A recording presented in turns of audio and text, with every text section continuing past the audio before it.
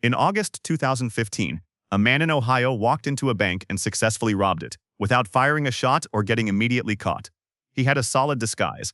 He left no witnesses who could identify him. He got away clean with thousands of dollars in cash. Then he went home and posted selfies eating the money on Facebook. Sometimes the difference between getting away with a crime and getting arrested is knowing when to stop talking. John Mogan did not possess this knowledge. He possessed many things, including stolen cash, distinctive face tattoos, and a girlfriend willing to help him commit felonies. What he didn't possess was the ability to stay quiet about his accomplishments. This is the story of how a convicted bank robber got out of prison and immediately robbed another bank.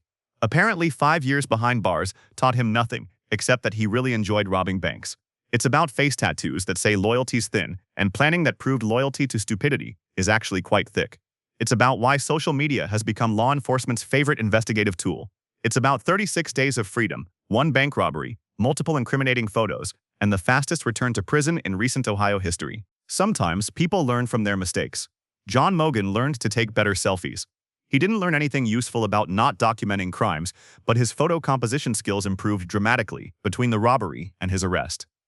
John E. Mogan II was 28, with a face police sketches dream about. His facial tattoos would make witness descriptions remarkably easy, since the guy with loyalty and betrayal on his cheeks narrows down suspect lists considerably. On his right cheek, loyalty's thin, permanently inked. On his left, betrayal's thick for balance. These philosophical musings about trust would become extremely relevant to his criminal career. Mogan was not a first-time offender. He was a career criminal with extensive experience in the field of making terrible decisions. By 28, he had been imprisoned 5 times for various offenses. His specialty was bank robbery. He had refined his technique over the years, which primarily involved walking into banks and demanding money through written notes. The system worked repeatedly until law enforcement explained why it shouldn't. In July 2010, Mogan had robbed a Fairfield National Bank branch in Lancaster, Ohio. He brought a female accomplice along for the heist because even bank robbers appreciate having someone to share their accomplishments with. The robbery was successful in the sense that he got money.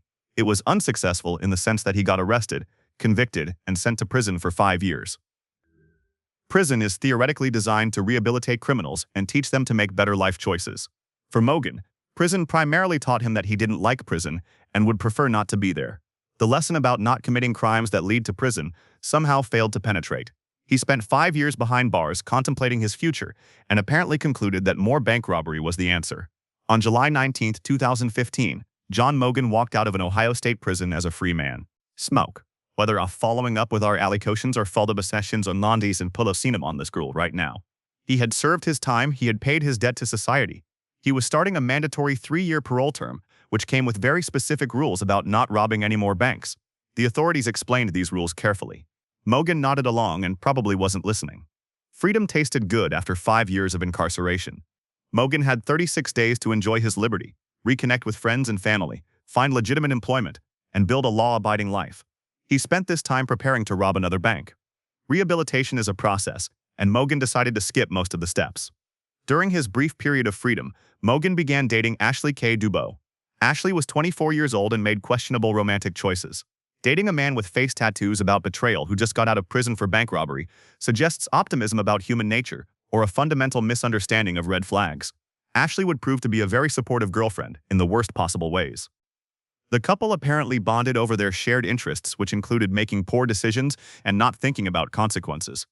Ashley had skills that would prove useful for criminal enterprises. She was good at applying makeup.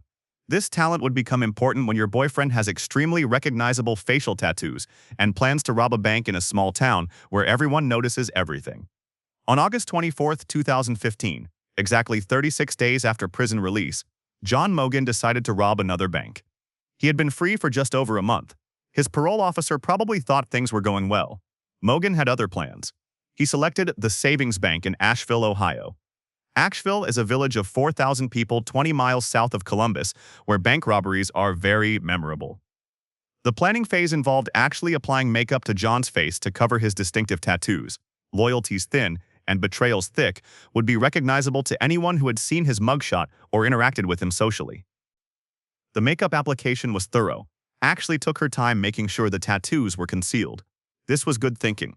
It showed awareness that walking into a bank with those specific facial declarations might raise questions. At 8:45 in the morning, Mogan walked into the bank wearing a black hooded sweatshirt. The hood covered most of his face. The makeup covered the tattoos. He looked like any person wearing a hoodie indoors on a late August morning, which is marginally suspicious, but Ohio bank tellers are trained to be polite before paranoid. He approached the teller's window and produced a note. The note demanded money using the written format preferred by bank robbers who value efficiency over conversation. The teller concluded that preserving her life was worth more than preserving insured cash. She handed over money. Mogan took it, turned around, and walked out at normal pace. No running, no drama. Just a casual exit with thousands of dollars and zero impulse control about future decisions. Surveillance cameras caught everything. The footage showed a hooded figure entering, completing a transaction involving theft, and leaving like a customer making a normal withdrawal except for the threatening note and lack of account. Video quality showed dark clothing, but not facial features.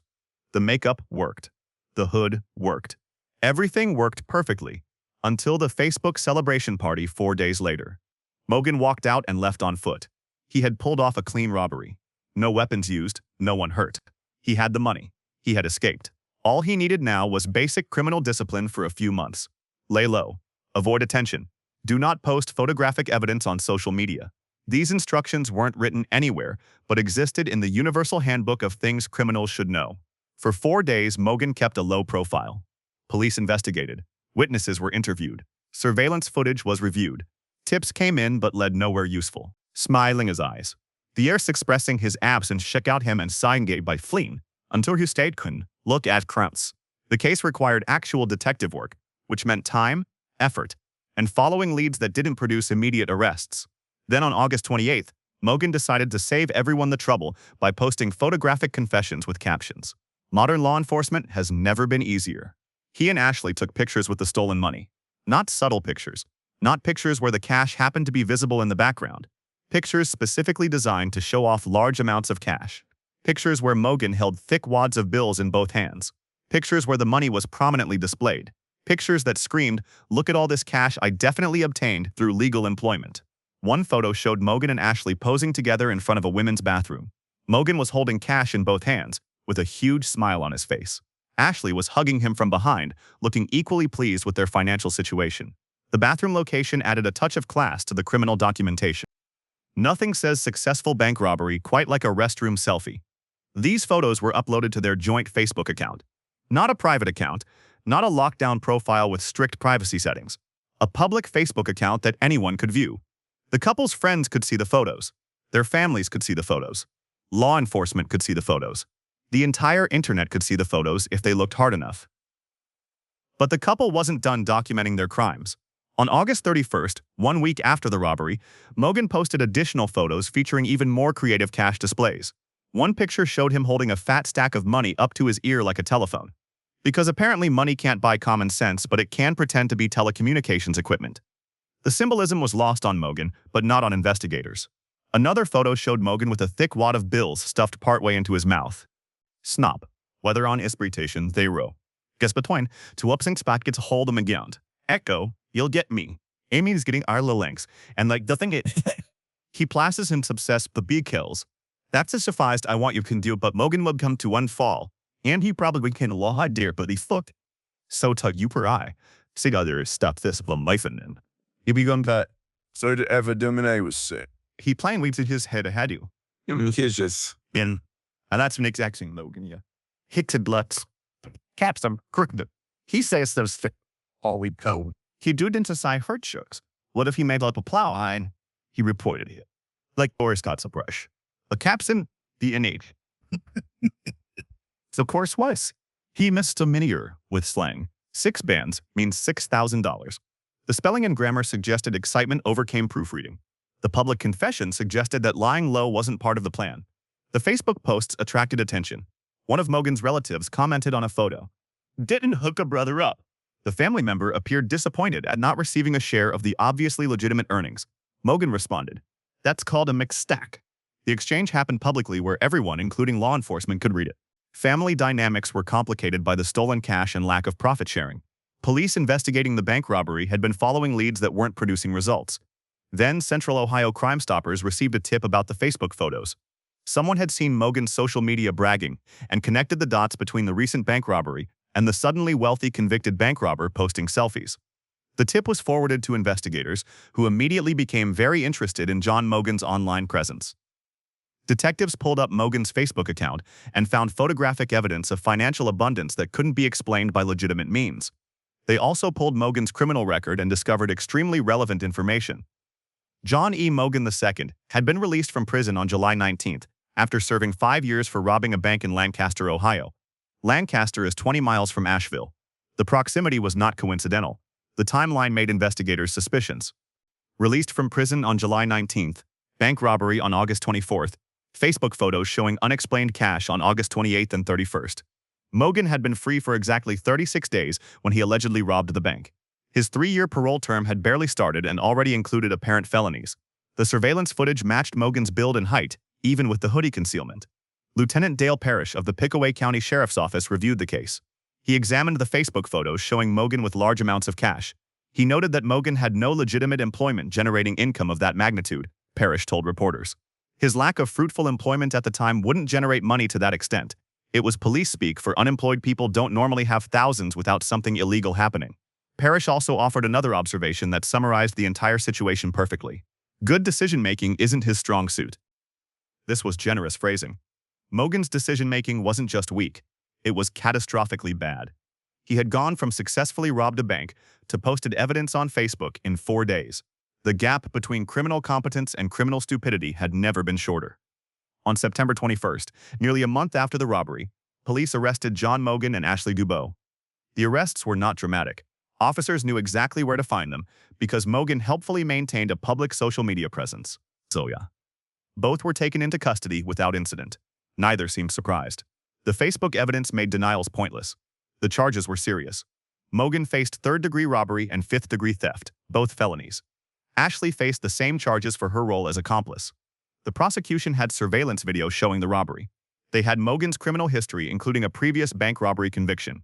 They had the Facebook photos showing him with unexplained cash immediately after the crime. They had his own captions, essentially confessing. The couple was held at the Pickaway County Jail. Their bail was set at $250,000 each. Neither could afford bond, which made sense given that their stolen money had disappeared somewhere between the Facebook photos and the arrest. Perhaps Mogen had actually eaten it. That would explain the mouth photos and the missing evidence. Mogen faced minimum 4 years if convicted. This was on top of parole violations for robbing a bank 36 days after release. His 3-year parole term was about to extend significantly. The math wasn't complicated. 5 years in prison taught him nothing. 36 days of freedom led directly back to prison. The return on investment for his criminal career was terrible. Ashley faced years in prison for helping her boyfriend commit felonies.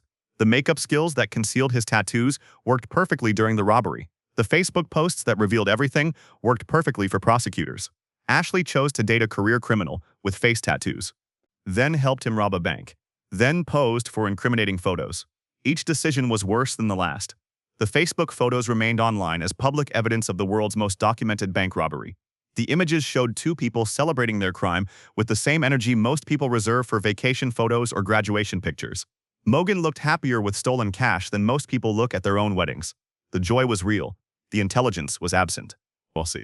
Authorities never recovered the stolen money. Despite having photographic evidence of its existence and approximate amount, the cash vanished. Mogen and Dubois either hid it extremely well or spent it extremely quickly. Given their demonstrated decision-making abilities, quick spending seemed more likely than clever hiding. The bank's money was gone, but so was Mogen's freedom. The case became a textbook example of how social media ruins criminal enterprises. Police departments around the country used Mogen's story in training presentations about investigating robberies. The message was simple. Criminals will often solve your case for you if you just check their Facebook accounts. Mogen had done everything except tag the bank's location in his posts.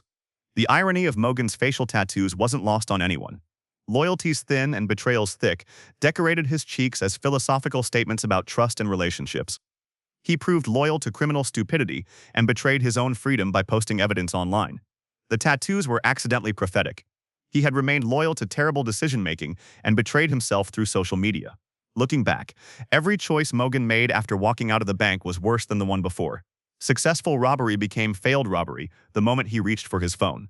The makeup that concealed his identity couldn't hide his Facebook account. The planning that went into the heist was undermined by complete lack of planning for what happens after you steal money and want to celebrate it publicly online. This is a story about the 36-day window between prison release and prison return, about how social media gives criminals an unprecedented ability to document their own crimes, about why posting selfies with stolen cash is roughly equivalent to confessing, but with better lighting, about how face tattoos that warn about betrayal become ironic when you betray yourself. If there's a lesson here, it's that crime requires consistency. You can't be smart during the robbery and stupid immediately afterward. You can't successfully hide your identity from witnesses and then reveal everything to Facebook. You can't escape police investigation and then investigate yourself publicly online. Mogan learned this lesson, but only after posting the evidence. The savings bank robbery will be remembered, not for its execution, but for its documentation. Smogan's technique during the heist was professional. His behavior afterward was amateur hour at the stupidity convention. He went from free man to convict in 36 days because he couldn't resist showing off his illegal accomplishments. The internet proved to be an excellent witness for the prosecution. Somewhere in Ohio, possibly spent on whatever people buy with stolen money, thousands of dollars exist in circulation. That money represents John Mogan's 36 days of freedom and Ashley Dubow's decision to date a man whose face warned about betrayal. The cash is gone, the criminals are in jail. The Facebook photos remain forever as evidence that you can rob a bank successfully until you tell everyone. John Mogan served 5 years for his first bank robbery. He spent 36 days planning his second. He spent 4 days celebrating it on Facebook. The total duration of his crime spree from release to arrest was 57 days. The math suggests that prison time teaches patience, but not wisdom. 5 years couldn't teach him that posting evidence is worse than the crime itself. The Asheville bank robbery had everything: successful execution, clean escape, solid disguise, and then complete collapse caused by social media narcissism. It's studied in criminal justice courses as an example of how technology changes law enforcement. It's remembered online as proof that stupidity is eternal, even when incarceration is temporary. It's taught in parole programs as a warning about combining criminal tendencies with smartphone access. Lieutenant Parrish's observation remains the most accurate summary. Good decision-making isn't his strong suit. Lotidian. Mogan could plan a robbery. He could execute a heist. He could walk out of a bank with money. He couldn't stop himself